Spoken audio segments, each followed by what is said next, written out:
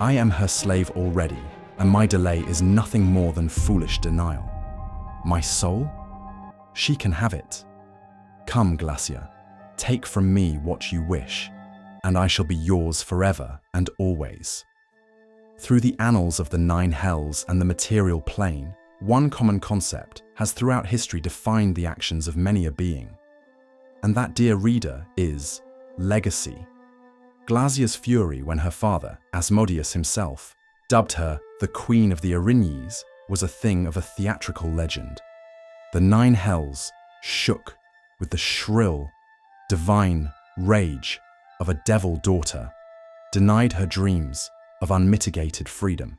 She threw goblets at portraits, shredded curtains with talon-tipped fingers, and allegedly polymorphed into a hydra just to scream at herself in a dozen voices simultaneously.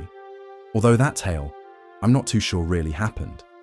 But Asmodeus, ever the archfiend of long games and longer smirks, knew exactly what he was doing. You see, the Dark Eight, those grim, ironclad generals who created wars just for the sake of their own ego and breathed bureaucracy to uncover others' diabolical plans, had just consolidated power in the aftermath of the Reckoning.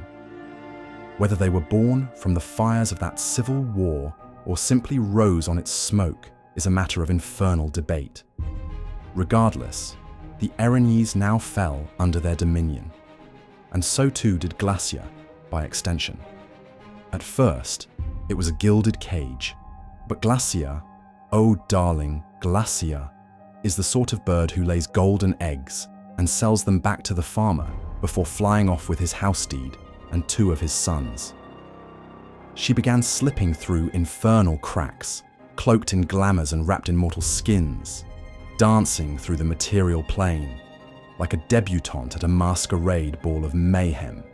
She spied on her Erinyes lieutenants while disguised as a bathhouse attendant, a crooked magistrate, or a charming bard with a penchant for limericks. She learned their habits, their strengths, their secrets, and then improved them all. Her charm was magnetic, her cruelty effervescent, and her wit as sharp as a devil's contract in an 8-point font. And yet, she craved more. Enter the Coin Legions. One night, beneath a sky lit by burning angel feathers and the laughter of imps, Glasya founded the first organized crime syndicate in the hells. A glittering octopus of grift, bribery, and smuggled souls, stretching from the greasy alleys of Menoros to the marbled courtrooms of Cania. Her devils wielded ledgers, and through them they inked contracts so slick you didn't even realize you'd signed your grandmother's afterlife away. Her signature scam? Counterfeit soul coins. The soul missing, and within it, a demon's essence. A trick so daring it bordered on a divine comedy. She transmuted lead into gold. Not permanently, of course. That would violate some very tedious arcane principle. But long enough. Long enough to buy souls in Menoros, use them to secure favors and weapons, and resell them before the gold reverted to base metal, and some bureaucrat wailed about the missing cents. The law, you see, was specific. Only minted coins needed to be pure. Hers weren't minted. They were merely beautiful lies in a heavy disguise. And what devil could resist a golden lie? And then, Malbolge cracked. Whether Glasya's scams brought down Malagard is unknown, though she claims full credit at parties. In truth, the Hag Countess simply died, as one does when one fuses too intimately with one's domain. The earth quaked, towers fell, screaming dukes clawed their way from the rubble, only to find Glasya descending from the sky like a perfumed apocalypse. She arrived atop a flying pavilion of blood-red silk, perfumed with crushed roses, quartz, and only a couple murders. 8 Erinyes flanked her canopy, their wings shimmering with divine oil, while below marched devils in mirrored armor, banners stitched from celestial flesh trailing behind. Her first act? To hand a letter, just dear reader, a letter, to any who dared object. Signed by Asmodeus, sealed with hellfire and smug paternal affection, it read simply, "My daughter is Archduchess now. Try anything and you'll find out how little I care for tradition. Your loving father, Asmodeus." Okay, that again possibly is a lie. I believe the script would have been a tad more elegant or eccentric. However, dearest reader, let's stick with it for now. The other archdevils, already licking wounds from the reckoning, froze. The Dark Eight gave her polite nods, albeit with dead eyes, and no one dared spark another civil war over one silken-smiled criminal princess. Thus began the reign of Glasya, Archduchess of Malbolge. Her court is a contradiction. Half bordello, half courtroom, where crimes are debated and punishments are whispered ever so sweetly into trembling ears. She encourages rebellion just to test her loyalists. She legalizes theft on Thursdays. She personally attends duels of poetry and poison. Her fortress is both a palace and a prison, where every wall listens and every servant smiles just a second too long. The coin legions flourish, and the Erinyes sharpen quills as often as blades. And Glasya, unpredictable, impish, infernal Glasya, rules her sixth layer with an iron grin. And in Nessus, Asmodeus smiles, a proud father, or perhaps just a devil amused by the wildfire he loosed upon his own house. For Malbolge belongs to Glasya, now. Long may her schemes glitter. Of course I love my father. Without him, whom would I have to strive against? From Glasya, 1394 DR, year of deaths unmourned. Malbolge is the prison of the Nine Hells, and on this layer dwells its most infamous criminal. Glasya, the rebellious daughter of Asmodeus, rules the place and oversees the punishments doled out to devils that stray from their assigned tasks. These lawbreakers are put on trial in Phlegethos, and if they are found guilty, they are dispatched to Malbolge to endure years of torment. That Glasya is both prison warden and the Nine Hells' most notorious criminal is evidence that in the infernal realms, crime pays as long as you avoid being convicted. Malbolge comprises one infinitely large, steep-sloped mountain. Boulders and other debris rain down from its heights in regular avalanches. Some of the structures here are erected atop pillars of adamantine embedded in the mountain that can withstand the constant rain of stone, though the platforms they support sway under the force of the impact. Condemned devils are typically trapped in cages, which are lowered on chains to shelter beneath the platforms.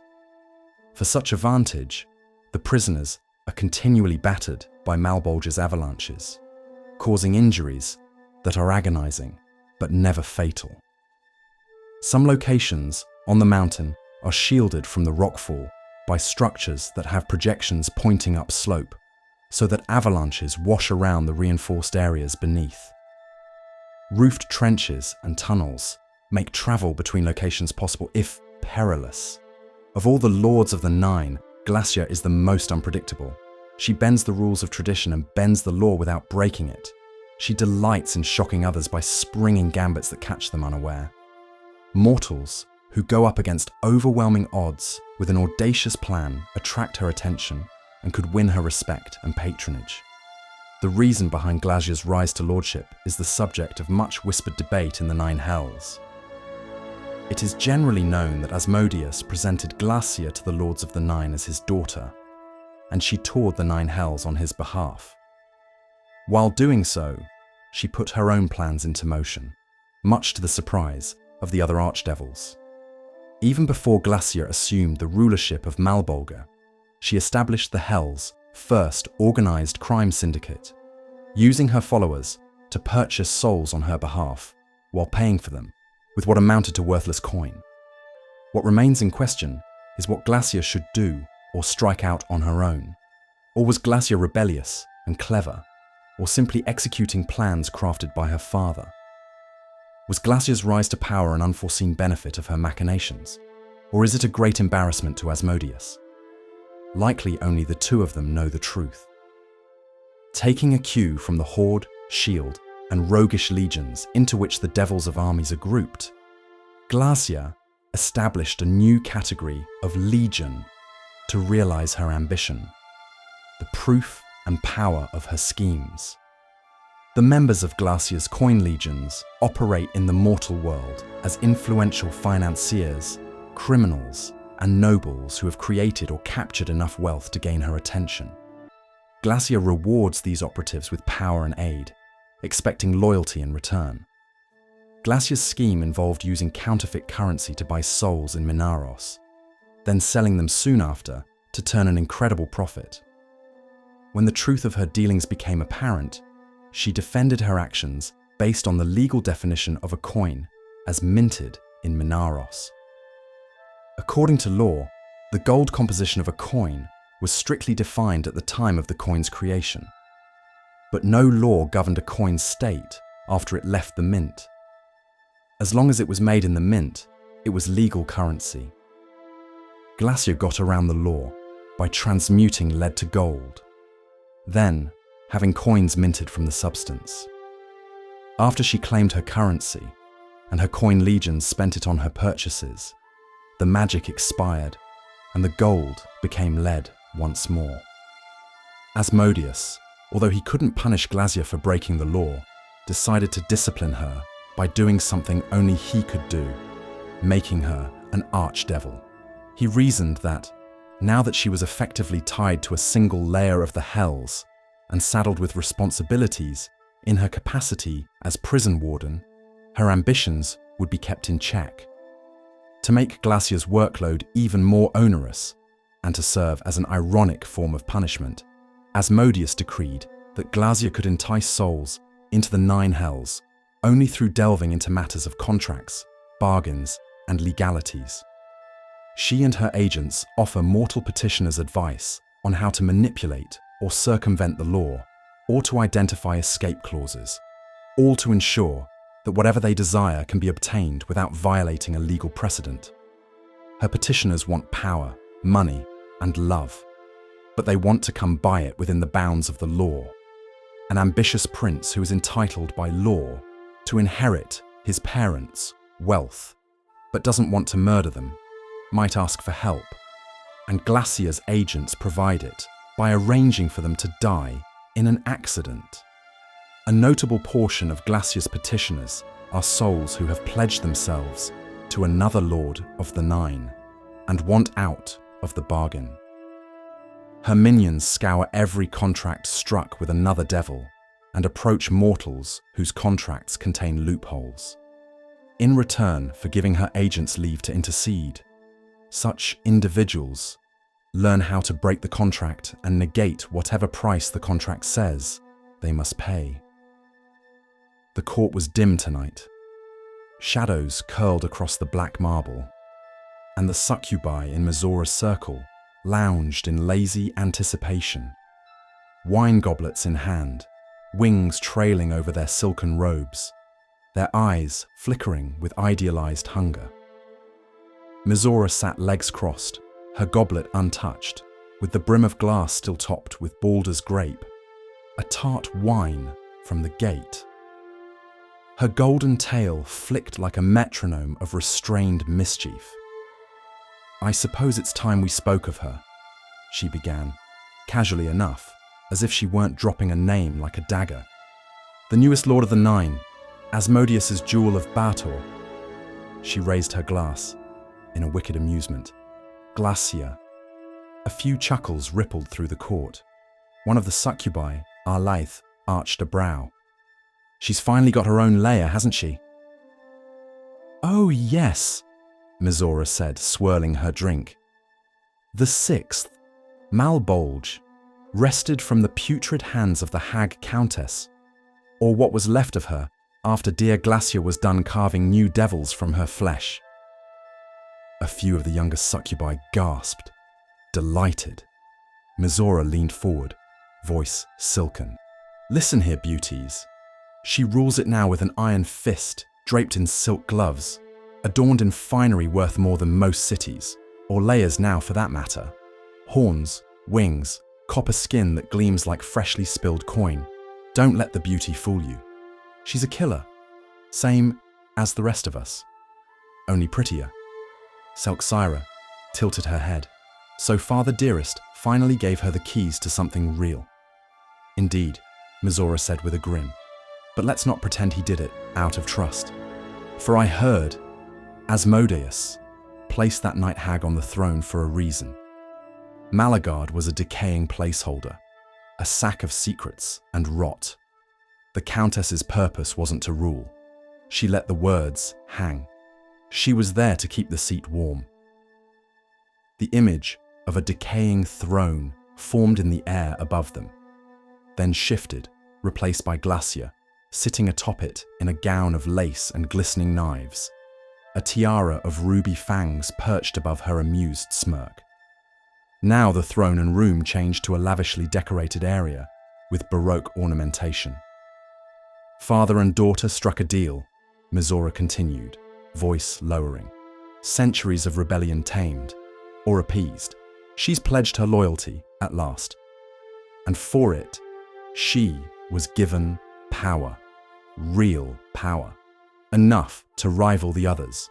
Enough to silence Mephistopheles, if only for a moment. Dazarine sighed. She used to seduce mortals herself, drag them to hell by hand. The Erinyes loved her for a time for that. Ah, those were the days, Mizora said, placing a hand to her chest in a mocked nostalgia. Yes, she's had to give that up. Now she does it vicariously, through her favored Erinyes. She sends them out to ensnare corrupt nobles from Waterdeep and arrogant paladins from Lathander's temples. She does like her prey righteous, the self-deceived, the kind who think they'll be saved. One of the succubi laughed. Please the Morning Lord, O God of Dawn. She chuckled darkly. A few of the succubi shivered, not from fear. And Mammon? Arlaith asked, feigning his innocence. Is that still a thing? Mizora rolled her eyes. Ah, the infamous affair. Yes, she dabbled with Mammon during her wild years. A pairing so toxic it nearly cracked the floor of Minoros. After the reckoning, though, Asmodeus forbid it. But you know how well Glasya takes to his commands. Terribly, Selksira whispered, grinning. Precisely, dearest, Mizora said, baring her teeth. Some say they've rekindled their lustful sins. Others say she hates him for not fighting to keep her. Me? I say, why not both? She stood now, pacing lightly across the floor, the firelight catching her smile. She's capricious, whimsical, the least predictable of the Archdevils, as she delights in defying expectations and bending hell's rules until they sing, at least in her tone. Even before she ruled, she moved between courts like smoke, always watching, always laughing. The illusion above the table shifted again. Glasya at Desparta's court, whispering in his ear. At Cania, plucking a secret from Mephistopheles' sleeve. Then in Nessus, dancing alone before a flame-wreathed throne. But make no mistake, Mizora said coldly. Glasya may be playful, she may be unpredictable, but she is not soft. Her cruelty is verbal, precise, and simply exquisite. She will smile as she names your doom. And, if she has time, she sipped from her goblet, licking the rim.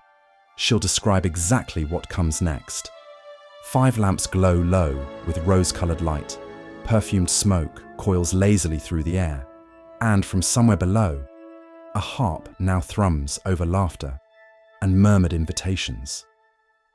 Volotham Gedam reclines on a chaise upholstered in scaled crimson silk, ink staining his fingertips and a grin tugging at his mouth.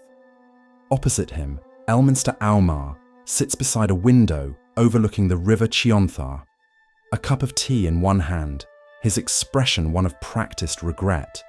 You know, Volo said, gesturing broadly with his quill as if it were a wand of wonder. When I heard Glasya had visited Sharess's caress, I had to see the place myself. I expected fire, brimstone, perhaps the scent of scorched silk, but no. What I found was velvet, laughter, and a third-floor room called Devil's Den that practically smelled like her. "It does smell like her," Elminster muttered, not looking up. "That's why I've cast 3 wards since we sat down." Volo leaned forward conspiratorially, lowering his voice to a reverent hush. "Can you feel it? The warmth, the subtle thrum of her danger beneath the perfume. Or at least in the tales I've heard from Mordenkainen. He said it was like being inside a pocket dimension created in Infernal, and thousands of districts of pack magic. A fitting place to draft the next great chapter of my guide. Glasya, Duchess of Malbolge. The seduction and the dark hate. She'll have your quill if you get it wrong," Elminster said, sipping his tea. "And your spine, if you get it right." Volo beamed. "Then we must write beautifully." He dipped his quill and began, speaking the words aloud as they formed. "Once," he said, "the 6th layer of hell was ruled by chaos, by scree and ruin, and a hag so bloated she threatened to split her own dominion. But when the hag countess fell, it was Glasya who rose, a flame in the dark, equal parts a daughter of the Ruby Lord and devilish danger. She was given the throne. From the Lord of the Ninth, wasn't she, Volo?" Elminster interjected, eyes still scanning the window. "From Malagard's own skull, she sculpted the layer."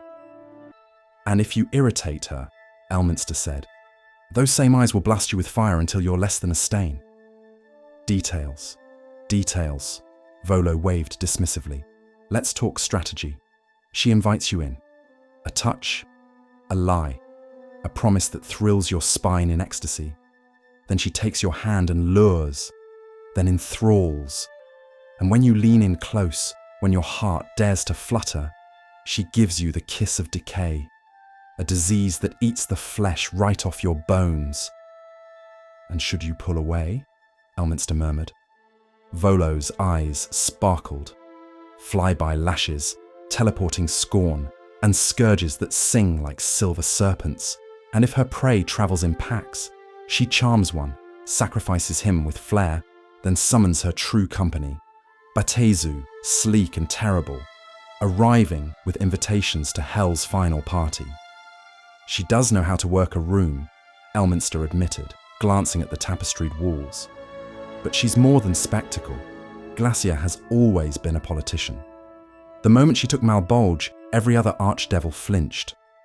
Not because of her power, though it is considerable, but because they saw Asmodeus's hand moving behind her." "But she has her own hand now," Volo said with quiet satisfaction. "And it's curled around a dagger meant for Levistus." Elminster nodded once. "He killed her mother after all. She's never forgotten.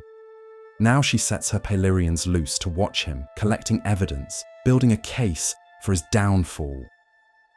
Volo leaned back with a dreamy sigh. "You know, I once wrote that love is the most dangerous magic, but Glasya, she turns desire itself into a spell." "You wrote that?" Elminster asked. "Well, I meant to," Volo said quickly. The ice didn't creak when Glasya entered. It sang. Each of her footfalls struck the frozen floor like a note in her symphony, her heels clicking with a gleeful purpose. The copper shimmer of her gown clashed gloriously with the dead black walls, and her wings stretched out, showing her devilish form. "Oh my," she said, drawing out the syllables like honey. "Mother and Levistus, alone together in the cold. Should I have knocked first, or would that ruin the secrecy?" Bensozia stiffened at the pedestal, voice tight. "You weren't summoned." "I do like to arrive early," Glasya mused, circling them both like a predator in silk. "The anticipation adds spice. And really, both of you here, how terribly theatrical." Levistus's eyes followed her, but his voice was smooth, cutting through the chamber like a scalpel. "She came to offer you freedom." "Oh, is that what this is?" Glasya turned to her mother with a tilt of her head. "I thought you two hated one another." Levistus. "What is this?" Bensozia stepped forward. "I came to rescue you. You are wasted in Nessus." Asmodeus sees only a weapon or a problem. I see an heir, Glasya interrupted with a flash of her teeth. Or a puppet. I see a future, darling. I already have one, Glasya said sweetly. But thank you for the concern, Mother. You're being childish. And you're being a tramp. Levistus's voice rippled again from within the glacier, calm, amused. You always were a little too clever for their obedience, Glasya. That's why I admired you. She paused, turning slowly to face him. Admired? Already moving on my love. You were my fire in a place that only knew ice. But you were too hasty. You simply wouldn't listen. I came to choose. But I find you already made the choice for me. The question is, did you lie to me first, or did she? I didn't lie, Bensozia said, stepping forward. I built this. For you. For me. Glasya's voice trembled, not with any form of sorrow, but now with a tightly wound rage. You climbed into bed with a devil who sent you flowers made of frozen tongues. And it was for me. I gave you hell's path. Levistus isn't important. Stop these games. You're throwing it away because your pride is bruised. No, Glasya said, her voice suddenly quiet, the air around her beginning to ripple with heat. I need to go think on this. Both of you are pathetic. As time passed, Glasya knew what she must do. She found her mother sitting, turned away towards a ledger, a goblet in her hand. Glasya approached, and then she raised her hand. Goodbye, Mother. The flame struck before Bensozia could move. Just light, searing, all-consuming, followed by the gentle drift of ash onto the icy floor. As she hit the ground and several minutes passed, Levistus entered, and his eyes narrowed. You are a fool, he said. Glasya didn't look at him. Perhaps, but I'm the only one left in the room. The doors opened behind her. Martinet entered without expression, stepping over the soot like it was dust in a courtroom. Ah, he said, you've saved us considerable paperwork. She was plotting, Glasya said. You like clean resolutions, don't you? Martinet gave her a single nod. And I like quiet ones. His eyes shifted to the glacier. You understand, of course, Lord Levistus. Your guilt is most politically useful. Convenient lies, Levistus muttered. Sturdy ones, Martinet replied. The best kind. Do what you will. This is not over.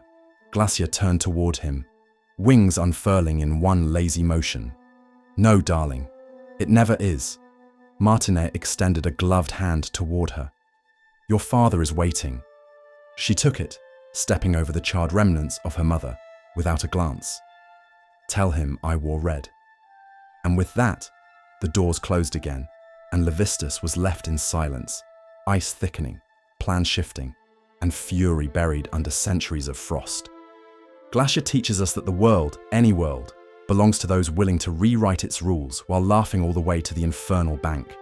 And if you're clever enough, daring enough, and just the right amount of wicked, you too might ride into power on a flying canopy of silken scandals. Now wouldn't that be fun? For her retinue worships her like no other devil. And in that, perhaps, there is some lesson. I am her slave already, and my delay is nothing more than foolish denial. My soul? She can have it. Come, Glasya, take from me what you wish, and I shall be yours forever and always.